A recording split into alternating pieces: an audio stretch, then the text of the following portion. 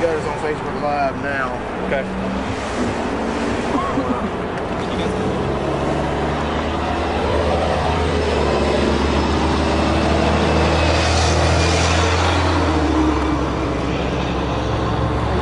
Can you hold your mic for you? Yes. Can you hold your mic? Yeah, of course. 1 second. What's all of it?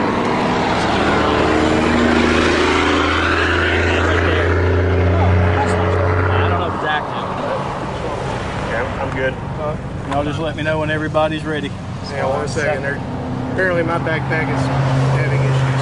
Okay.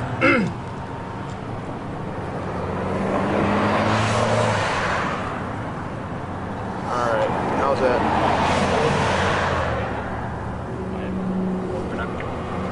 That's not.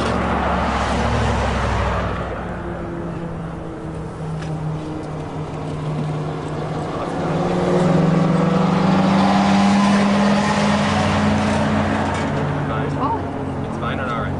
Okay, you guys are good. Alright, we're rolling.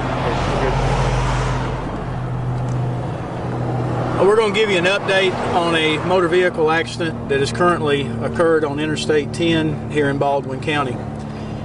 This afternoon, a Baldwin County Sheriff's Office unit was on the interstate, observed a vehicle on a traffic violation, and attempted to make a stop on that vehicle. They were eastbound on I-10 at that time. A pursuit ensued. The vehicle continued on eastbound until it got off of the interstate, turned around, and came back westbound on the interstate.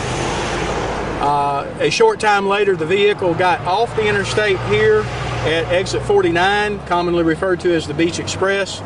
That vehicle then turned around once again and continued back on Interstate 10 westbound. They traveled approximately 1.5 miles from this location. At that time, the suspect vehicle made a U-turn in the middle of the interstate and continued eastbound in the westbound lane. The deputy that was pursuing the vehicle at that time lost sight of the vehicle. The vehicle apparently struck another vehicle that was traveling westbound in the westbound lane, causing the motor vehicle accident. At this time, we have 3 that are confirmed deceased in the suspect vehicle. There is 1 confirmed deceased in the vehicle that they hit. The driver of that vehicle has been transported to University Hospital in Mobile.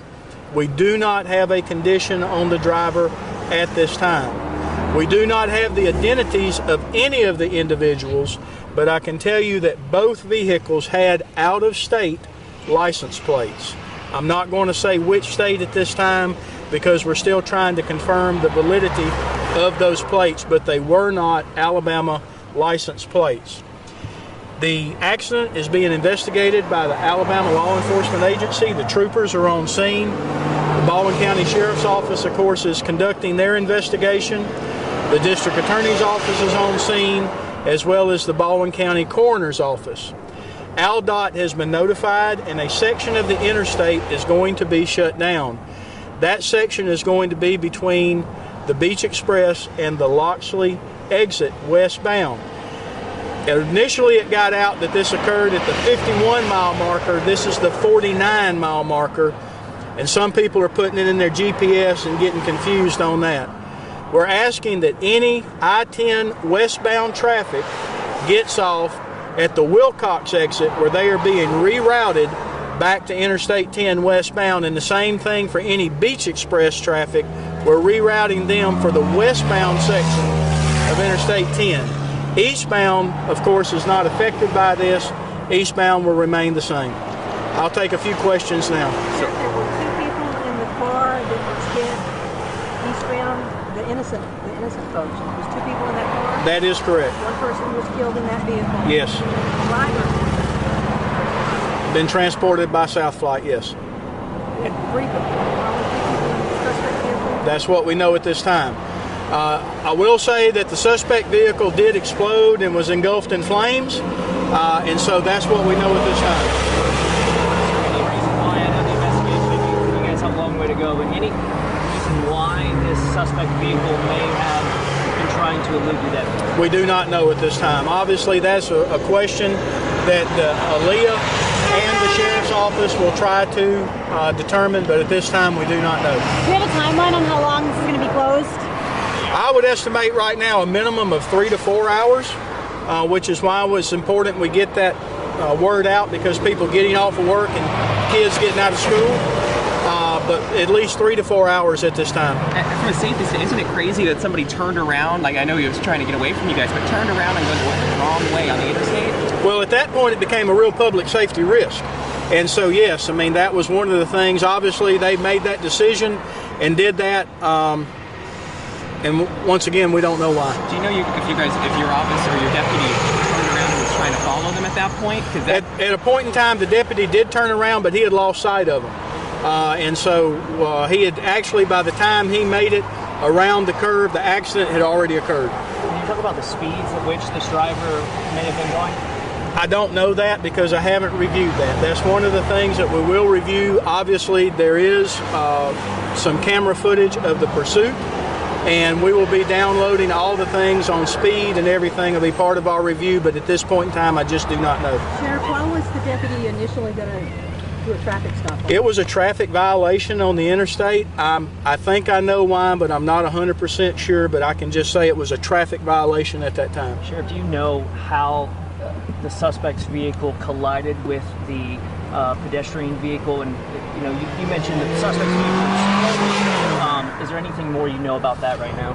Only thing is just from the crash itself, it does look like the vehicle, the victim's vehicle was traveling. It was not stationary, and it looks to be just a head-on collision. Do you know how long the chase was going on for?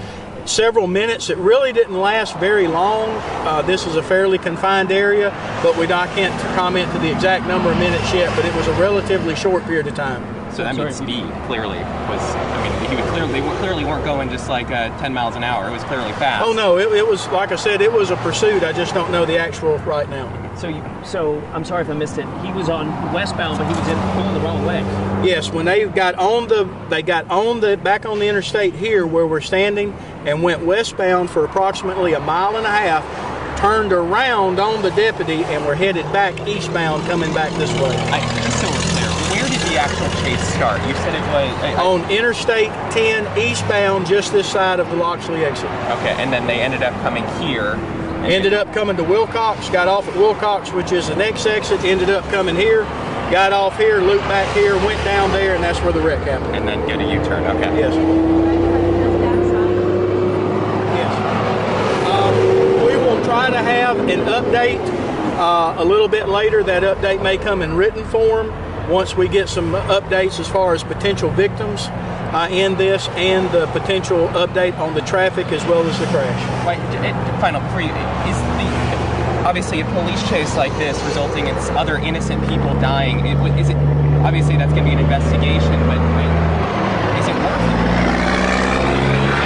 it? Once again, that's part of the investigation. Keep in mind, these people ran from us, okay? So they're the ones that caused all this, and we were the ones that were trying to render the situation safe in that. As to why they were running and everything, and as to the continued pursuit, those are all things that we do look at in the investigation and we will review.